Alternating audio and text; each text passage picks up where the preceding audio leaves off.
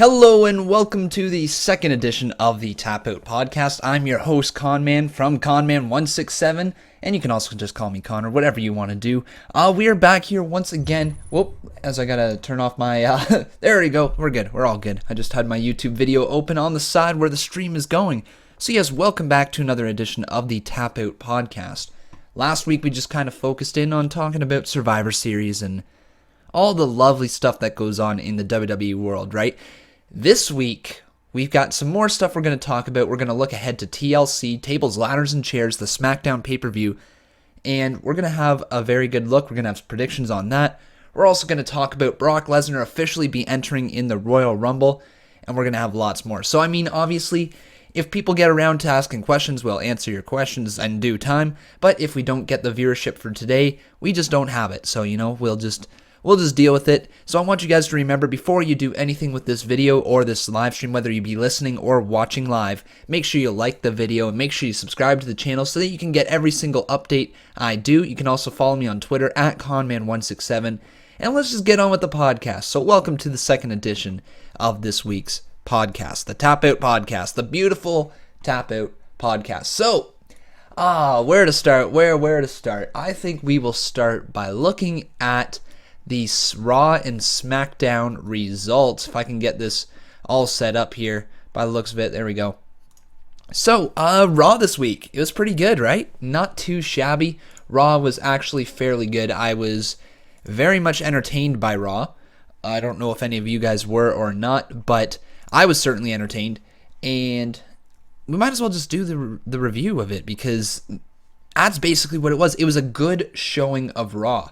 And that comes very rare these days. Sometimes Raw seems to drag out. Sometimes it seems to just not be exactly what we want it to be. It just always seems to be way too dragged out. The 3 hours are too long. But this week, it was fairly good. Yes, the 3 hours are still long. And yes, it would be a much better show if it ever went to 2 hours. But for what it was this week, it was very good. So, it opened with the highlight reel with Chris Jericho and Kevin Owens. And these two, man, they are the best thing going on in WWE, hands down. Without a doubt. They are the best thing going on in WWE. Their chemistry is off the charts. Their friendship is amazing. And we got another tease of them being split up. This is 2 weeks in a row now that we've been teased of them being split up on the highlight reel. Now, this could be WWE just simply trying to throw us a curveball. I think they were trying to do that again. Last week they threw a curveball and then they all of a sudden became best friends again. And this week what I think was being set up is it was being set up that Chris Jericho was going to come back later in the show and cost Roman Reigns his opportunity at the Universal title. However, he was stopped by Seth Rollins. And I think that was a very good, very, very good little storytelling segment there. And it sets up a feud between Chris Jericho and Seth Rollins, which is going to be excellent. And it allows the Universal Champion to be focused on Roman Reigns, and they'll have a one-on-one match. So that's bestly? That's apparently a word. That's probably the best thing that could have happened out of this segment. However, we don't know for sure if that was what they were going for. That might have been an actual split of the two. If it was, that was kind of anticlimactic, wasn't it? I want one of them to completely turn on the other, not just say, then we're done. But anyways, that was how it was. Yeah, it was very good. Very cool storytelling between the two best friends, you could say. So then we got a quick match after that between R-Truth and Braun Strowman. Now, Braun Strowman absolutely dominated Truth, and the match wasn't the thing that was focused on. Not by a long shot. The focus was on Sami Zayn coming out and attacking Braun Strowman. Now, when they came back from commercial break, after Sami Zayn got hung up in the Tree of Woe again by Braun Strowman, out comes Mick Foley. He says, stop it, get out of there, what have you, right? Sami Zayn took offense to this, and this is a really cool storytelling thing, because it has officially given Sami Zayn that underdog character fighting against the establishment who is keeping him down. Now, that is a really cool thing, because Mick Foley was that type of guy. He was that guy who was just like not the prototypical main event guy, never stayed down, and won over everybody's hearts. And the fact that he's telling Sami Zayn to stay down is not really good. He calls him a hypocrite, and that was the end of that. Sami Zayn is now going to be in a mini rivalry against Mick Foley and Braun Strowman by the looks of it, which is pretty cool. Whether that leads to Sami Zayn eventually going over to Smackdown, or if he is the one to actually finally beat Braun Strowman, we will wait to see. But that was a really cool thing that they had going on. I really, really enjoyed that. That was one of the better segments of the night, and this was a stacked card from top to bottom on Monday Night Raw. It was very good. Now we got Cedric Alexander versus Tony Nese. And yeah, the hometown boy lost. Cedric Alexander in Charlotte, North Carolina, where he's from. He's starting to build steam, and he loses. This is probably the most meh booking of the day, I would say. Cedric Alexander's got all the makings to be a cruiserweight champion and maybe eventually even break out of the cruiserweight division and look to be the IC champion or US champion or something like that. He's got the makings of that. He's got the fan following. He's got the athleticism. He's good in the ring. He's decent on the mic. He's got some charisma. He's got to work a little bit on getting that extra over-the-top charisma to be like anything more. But he's got all the tools. And if they can just form that into be like a very good superstar, they've got themselves like a good money-making mid-carder right there in Cedric Alexander.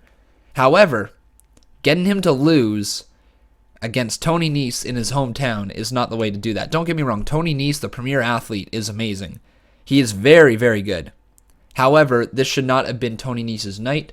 It should have been Cedric Alexander's, and that was my one big question for the booking on Monday Night Raw.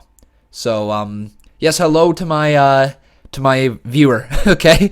Sorry, this is a podcast. I can't stop and say hi to you all the time. But yes, hello to you, Kiwi Gaming. So yeah, that is that one. Then we move on to what we thought was going to be the Raw Women's Championship match between Charlotte and Sasha Banks. Now, when I was going into watching this, I heard that this was supposed to be the main event of the night. And I was like, why is this right in the middle of the card? This is the Raw Women's Championship between two of the best women, two of the best workers entirely in the whole company.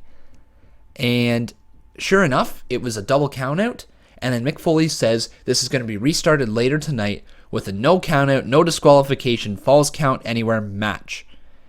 And boy, oh boy, did that ever do really good. That did amazing.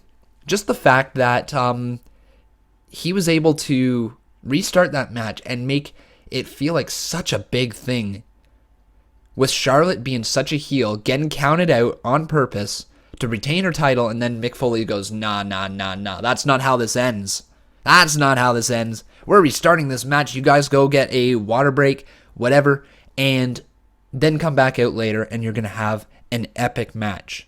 So we move on from that segment. Next, we got Rusev versus Enzo Amore. And this is just another repeat of last week. It's very cool booking, but it's weird because Rusev seems like he's the face in it. All he's doing is he's defending his wife's honor, right? Like, that's what he's been doing for the last couple feuds. Enzo comes out and he's talking trash about Lana, saying how he's going to stuff her turkey and all that, and then Rusev just beats him up because he's insulting his wife. However, Rusev is it's been proven he's a very family-oriented man, and that's part of his character, which is cool. So Enzo Amore coming out and making fun of Lana, saying he's gonna stuff her turkey, whatever, listing off Thanksgiving meals, whatever. That was fine. It was fine for what it was. But the big picture here is that it's setting up a Rusev versus Big Cass match. I don't know when, probably at Roadblock End of the Line, but it's most likely going to happen there, and it's going to be okay. I know Enzo Amore won via DQ after Rusev just kicked him right in the nads, but it was perfect for it. That was perfect. Rusev was just mad. He was extracting his revenge, and you can't really complain about that booking way too much. So yeah, that was decent. I didn't mind that at all. Anyways, now on to the Cruiserweight Division match. The one that is this was number one contendership, was it? Or was that last week? No, this was not just a number one contendership. This was just a match between Rich Swann and Noam Dar, and it's just used to build up Rich Swann so that it would look like he might win the title off of Brian Kendrick.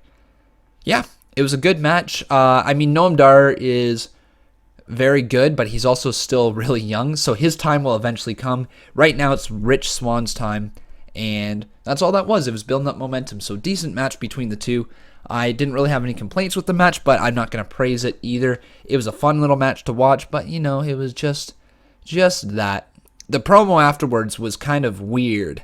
Rich Swann comes across as like almost a psychotic heel, but he's a face, so I'm not too sure. But it was good. It was good.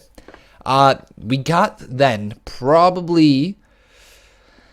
it's arguably the promo of the night, or like the segment of the night. It's up there.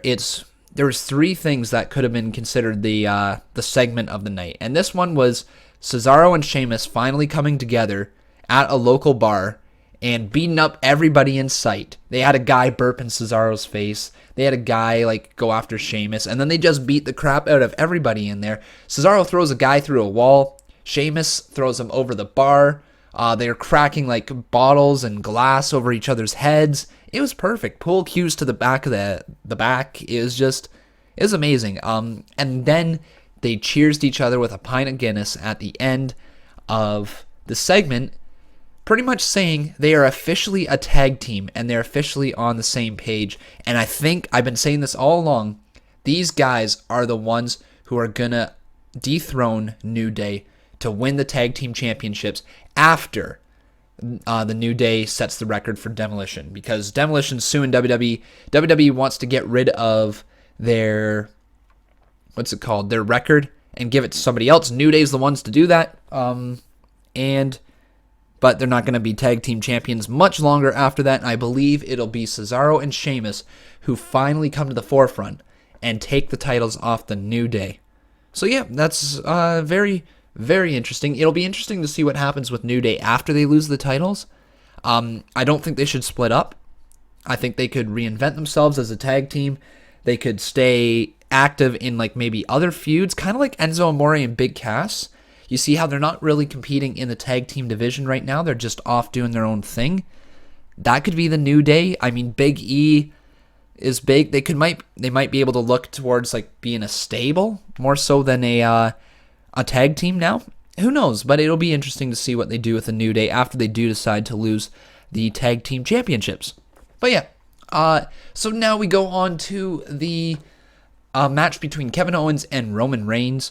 If Reigns wins, it's basically he gets a Universal title shot at Roadblock, and if Kevin Owens wins, then Roman Reigns doesn't get it. So you can pretty much tell how it was going to go. It was bound to be Roman Reigns to win. I wasn't sure if they were going to do some sort of shenanigans to have him technically win, get disqualified, Owens would get disqualified or something like that. However, they kept it clean, and so once again, the WWE Champion, or WWE Universal Champion, has been pinned clean. And that is not good. Your champion can't be taking clean pinfalls all the time.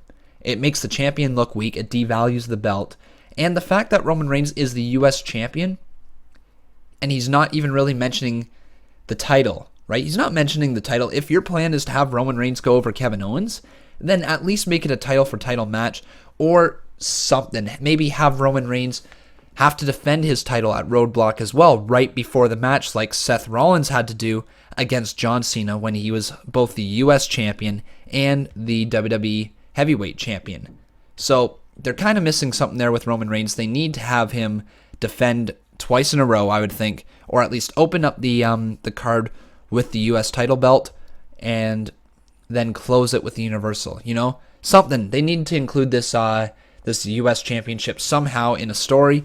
Right now, they're not doing that, and it's devaluing the story and the belt of the U.S. Championship. So, yeah, but anyways, Roman Reigns is your winner from that. He goes on to face Kevin Owens at Roadblock, end of the line.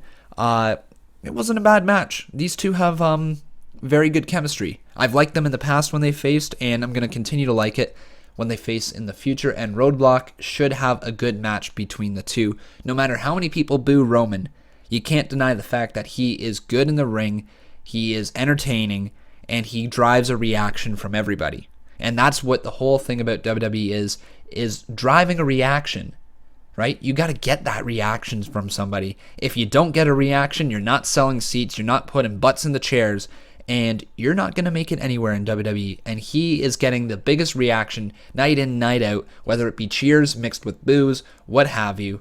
He is a main event player, whether people want to admit it or not. So, that is Roman Reigns. We move on to what is arguably maybe also the top segment of the night. I couldn't decide between this, the Cesaro-Sheamus bar segment, and then the Women's Championship match. I couldn't decide. So there's 3 absolutely excellent moments on Monday Night Raw, and we start with Paul Heyman talking to Michael Cole and giving arguably his best promo in forever. I mean, I can't remember the last time Paul Heyman put on this good of a promo. He was crying. He was just salivating. He wanted to just come across as this sympathetic character. He is upset for his client, Brock Lesnar. He is just not in the right state of mind. And then he wanted to talk to Michael Cole about how Brock Lesnar, when he comes back, he is going to be more dangerous, more focused, more driven than ever. Than ever. He is going to be a dangerous suplexing machine. And oh my God, I'm excited to see this. I'm excited to see this version of Brock Lesnar because we got, for about 2-3 years, we got this dominant beast. We got this guy who couldn't be beaten. He was suplexing everybody in sight. He was running through all the competition. People couldn't beat him. And so now we're basically going to get a angry, driven, almost psychotic Brock Lesnar, I'm thinking. And that is what I want to see. I want to see that Brock Lesnar. It's a shift in character.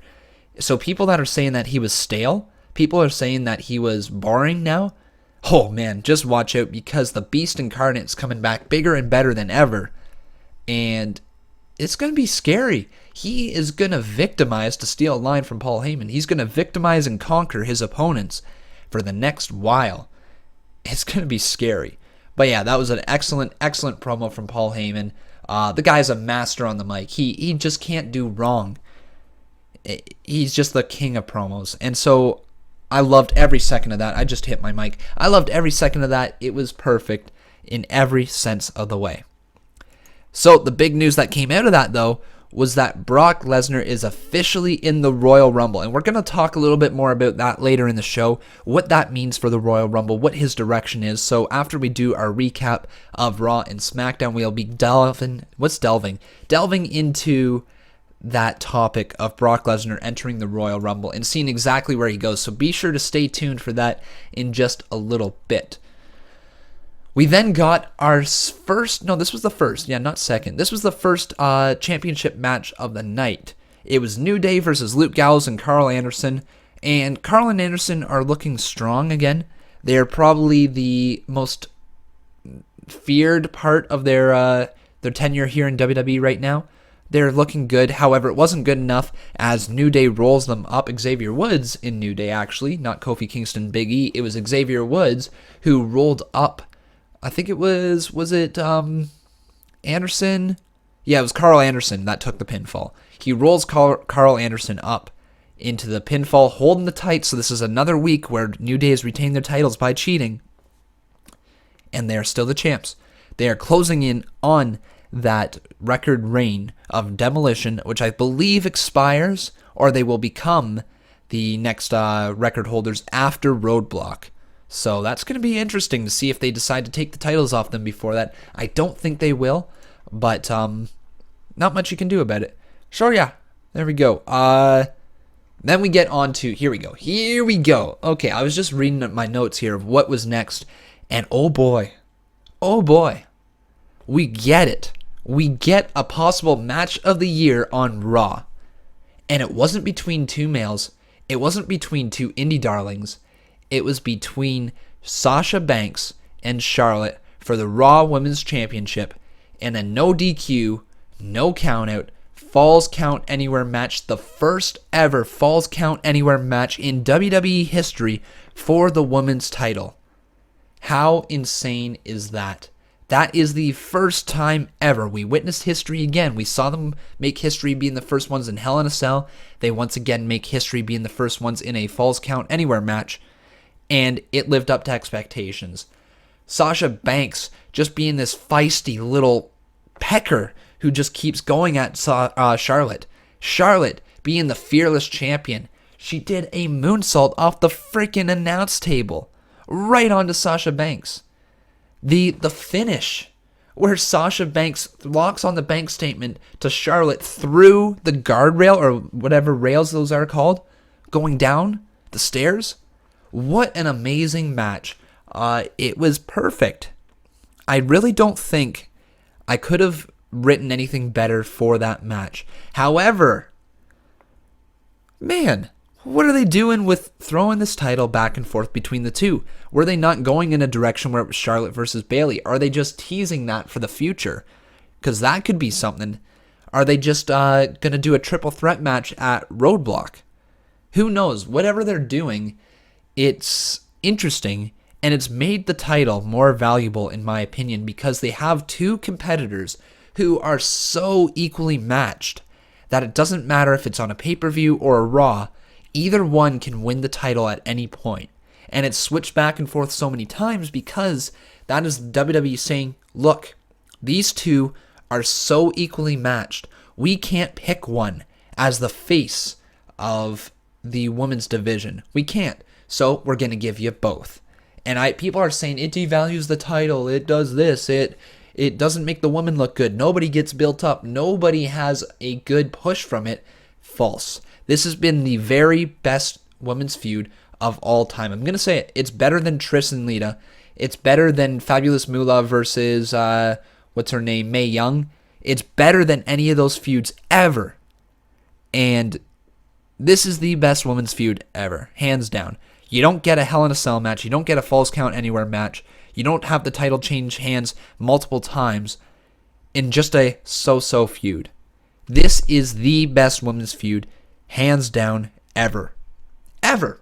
How many times have they main evented? They've main evented 2 Raws. Was it 2 Raws?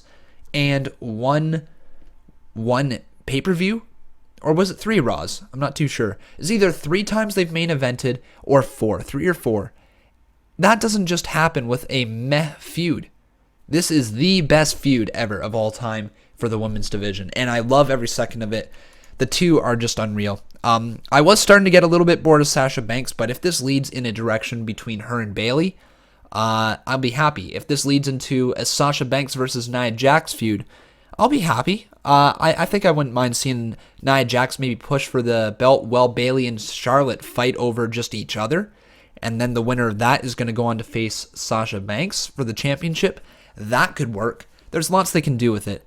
But what an amazing, amazing time that we had watching that match. I do not regret anything from it. I think it is the best match we've seen on Raw in a long time. Especially even with last week. Like last week we had a great match between, who was it? Kevin Owens and Seth Rollins. And this was even better. And that is rare to think because just amazing. Anyways, that was Raw. Very good. I'm just going to take a quick drink of water because I'm losing my voice right now all of a sudden for some reason. And let's get moving on to Smackdown. So, Smackdown was an enjoyable show. It was nowhere near as good as Raw, I think from a whole standpoint. However, it was easier to watch, which seems to be the case every single week. And as a result, people tend to think SmackDown's better. I'm a pro SmackDown guy. I think I'm more of a Team Blue. I like SmackDown a little bit better than Raw. Only reason I like it better, though, is because it's 2 hours. And it does not take forever to watch. It does not drain you to watch. It doesn't drain me to do my podcast or my live streams over top of it either. It's just nice. So, anyways, we open up the show on SmackDown Live with the Women's Championship contract signing between Alexa Bliss and your WWE Women's Smackdown Champion, Becky Lynch. And this was cool because they basically went back and forth. They had a little jabs here and there. And it was just good. It was good. It was I liked what it was. I couldn't complain with anything of it. You had Alexa Bliss call out Becky Lynch for her accent, which is a good little heel move. However, Becky Lynch is a very, very good talker, and WWE doesn't let her talk enough. So this was kind of nice to see her getting a little bit of jabs, saying that Alexa Bliss is ripping off Harley Quinn, which is obvious. It was just good. I liked the back and forth. Becky Lynch eventually punching Alexa Bliss in the face. However, before we knew it, Becky Lynch was through a table, which set up a tables match between the two at TLC this Sunday. Now, WWE said that this is the first ever tables match between women. It is not. It is the first ever singles tables match between women, but it's not the first ever match. We had the Divas of Doom. That was Natalya and what's her name? Beth Phoenix. So Natalya and Beth Phoenix go against Michelle McCool, and Layla for something, and it was a tag team match, tables match. So this is not the first ever women's tables match, but it is the first ever women's singles tables match for the championship. So yeah, that's pretty cool. They're making history once again. They seem to be doing that with the women a lot recently, and I like it. Wish it would have been a TLC match, but I can deal with a tables match. And it's going to be good. This is going to be a good little match between the two of them. I think the two can put on a show, possibly show steal a performance. They are both very, very, very good workers. Alexa Bliss, like one of the people says, like Light says in my comments right now, Alexa Bliss is the most underrated diva on the roster. She is very underrated, and she is very good. She is the best talker in the women's division on Raw or SmackDown, hands down. And it's just good. It's very good. I like it. I like the fact that it's a tables match. So, anyways, moving on to Dolph Ziggler and Kalisto versus, who was that? Versus Baron Corbin and The Miz. Yeah, okay. This was something. I guess it sets up their feuds, their individual feuds. Yeah. Who was it? It was Baron Corbin cracks, was it Kalisto? Yeah, Baron Corbin cracks Kalisto in the back with a chair. That's a disqualification. Sets up the two of them for TLC. The Miz and Dolph Ziggler already have a ladders match, which they attempted using the ladder. However, Maurice pushed the ladder over onto Dolph Ziggler in the closing moments as well. Yeah, it was fine. I didn't care for it too much, but it wasn't too long. It did what it needed to do. It kind of hyped up the matches for TLC. I believe the match between Baron Corbin and Kalisto is going to be a chairs match because of that. I don't know if it's announced or not yet, but I believe that's the way they're going. That's just the way it is. That was all right. It was all right. We then got Carmella talking to Nikki Bella, saying that she's going to smack her so hard in the chest that she's going to have some Bella twins popping out of her back. Right? I love Carmella. I think she is gorgeous, for one. Carmella is like arguably the most gorgeous diva or woman in the whole roster. But two, she can run her mouth, and she's very, very good at that. That's one thing that people don't give her credit for, is she's really good on the mic when she's not having to sound like she's reading everything off of her script. When they give her bullet points, she comes across as very organic and very talented on the mic. So Carmella ran her mouth some more. Nikki Bella came charging out, speared her like, oh my god, that spear, man, that would put Roman Reigns to rest. It is amazing. And the fight happened. I believe, what was it? Carmella got away, right? Yeah, Carmella got away and sets up the feud even better. This has been one of the better told feuds as well on SmackDown, because it's not a championship match. They're just fighting over not liking each other. It's awesome. It is awesome. So then we got the Ambrose Asylum with James Ellsworth. And James Ellsworth, yeah, like he's funny. I mean, I'm glad they're not really meaning that he's a serious competitor. I don't think anybody will ever take him as a serious competitor. He is going to be like a Hornswoggle, but bigger, I think. He's just, you know what, he's a punching bag. He is something funny. He makes people laugh, and he's actually good on the mic, so you can tell a story as well in the ring. His finisher no chin music is absolutely hilarious, so I think it's quite good to have him just hovering around that main event scene, but never gonna win anything. I think that is the best way to have him, because he's just a comedy character, and then when people start to get sick of him, move him out. Give him something else to do, just don't ever make him a serious competitor, and people will continue to like him.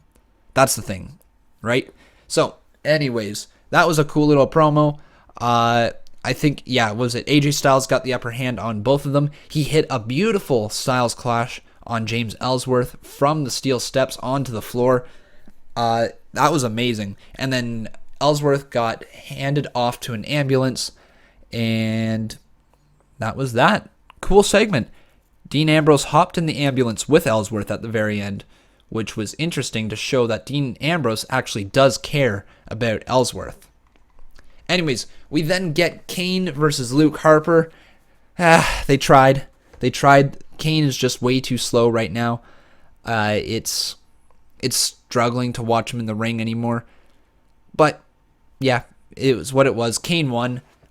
This is setting up some tension, I believe, between the Wyatt family, like Randy Orton and Luke Harper, because Luke Harper can't seem to win. And Randy Orton is just kind of like, hey, I'm the better of the two. Yeah, maybe you get out of here, right? So, I mean, yeah, Luke Harper's going to have to start doing some wins. I believe you're going to see Luke Harper probably going to turn on the Wyatt family at some point, or on Randy Orton at least. But we don't know. Anyways, I'm looking way too far in the future. Anyways, the main thing to take away from that, Kane won.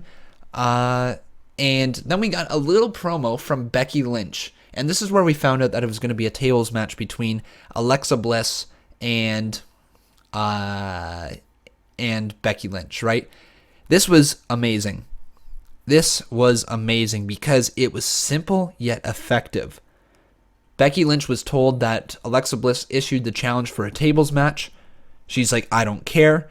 And then what does she say? I'll get my revenge on that little bitch. How amazing, that line. Here's the thing with WWE PG. They don't swear often, but when they do, it is impactful. That was an OMG moment right there. That line is not something you normally hear in the women's division. It's not something you normally hear at all in WWE. And this was amazing. So, yeah, that one line, I'll get my revenge on that little bitch. Just amazing. So, anyways, the main event was next, and this was a really, really, really good match. American Alpha versus Bray Wyatt and Randy Orton. Very, very good match. I have no problem with what came about this match. I like the ending where Luke Harper comes out of nowhere and distracts American Alpha enough for Bray Wyatt to take victory. Like, he pulled Bray Wyatt out of the way when Jason Jordan was going in for that corner spear. Perfect ending.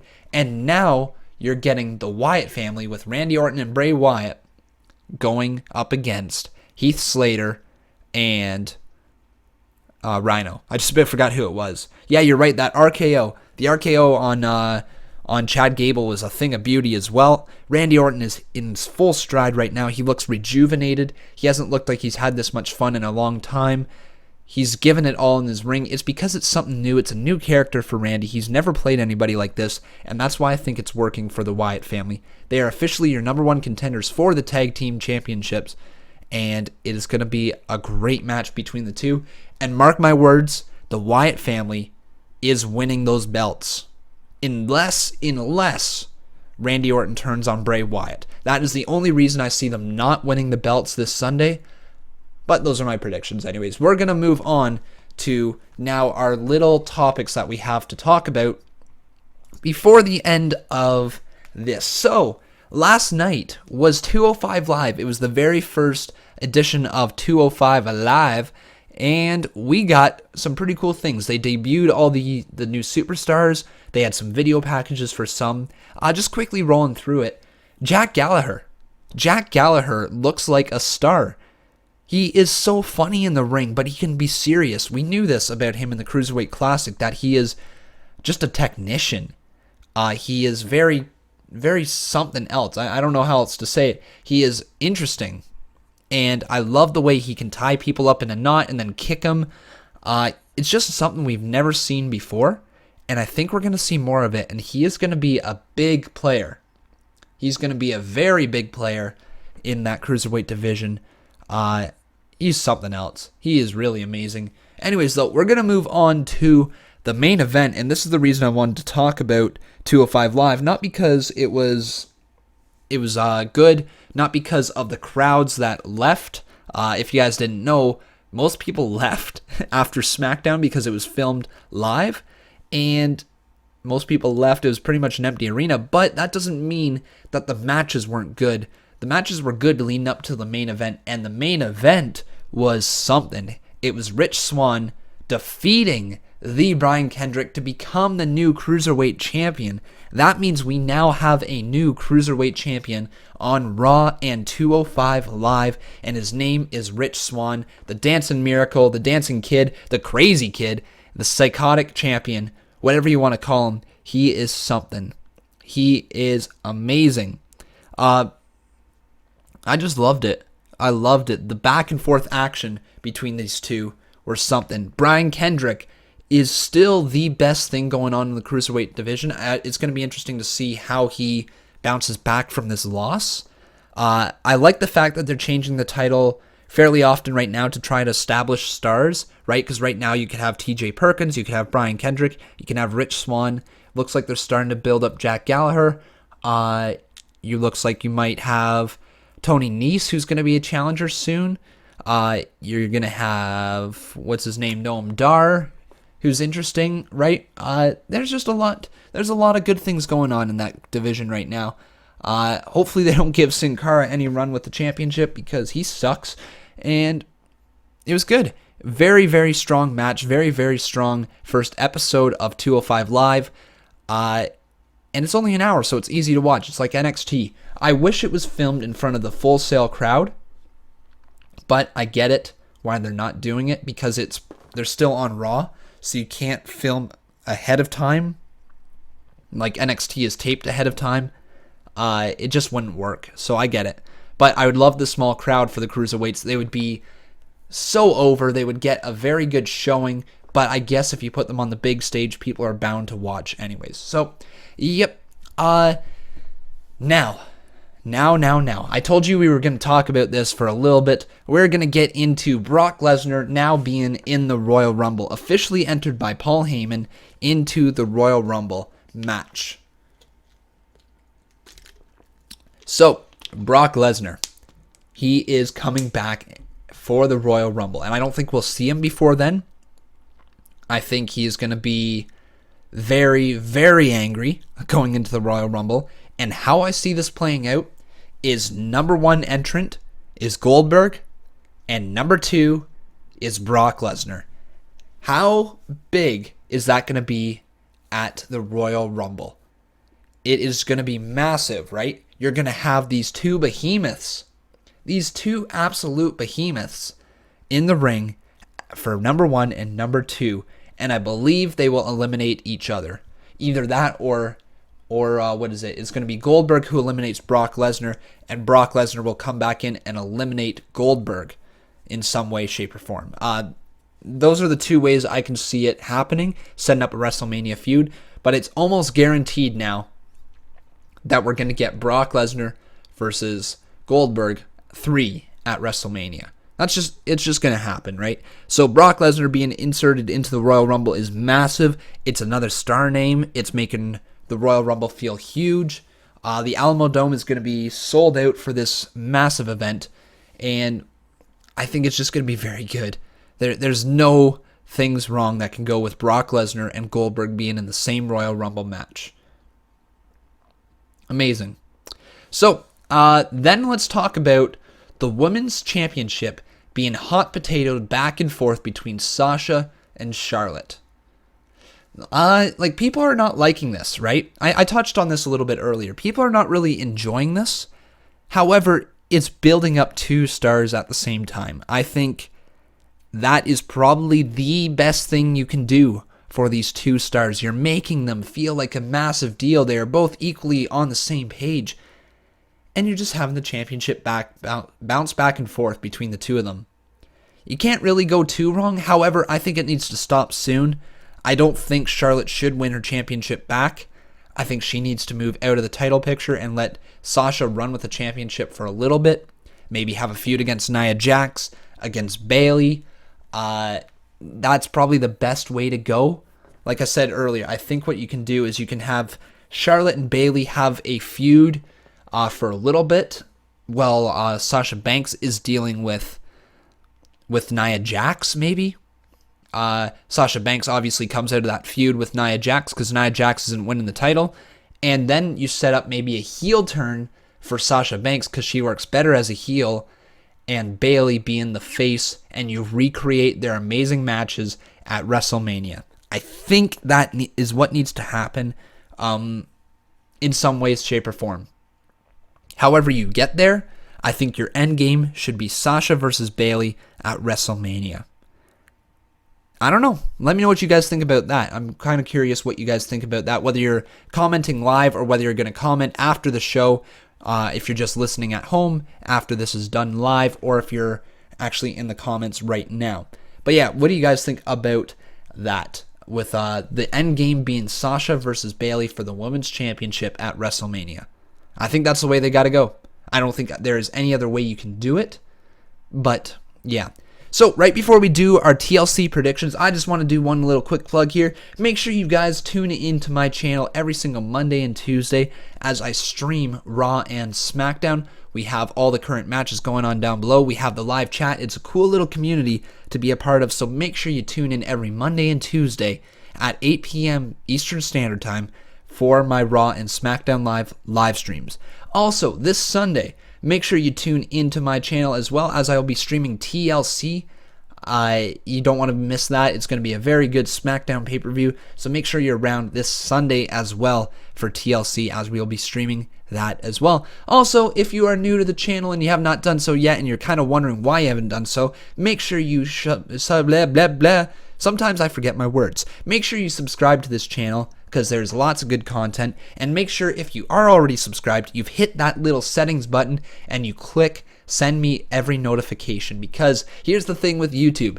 They don't send you every video I put out, and if you don't want to miss a video, make sure you hit that little settings thing and click to get sent for every single notification. Also, like this video if you have not done so yet, and let's get on to our TLC predictions. So, TLC is this Sunday. As I said before, I am going to be streaming it. It is going to be fun to watch, and there is a very good match, or some very good matches on the card. Let's just go quickly over what the matches are, and then we'll do our little preview for that. So you're going to have SmackDown Tag Team Champions Heath Slater and Rhino versus the Wyatt family with Bray Wyatt and Randy Orton.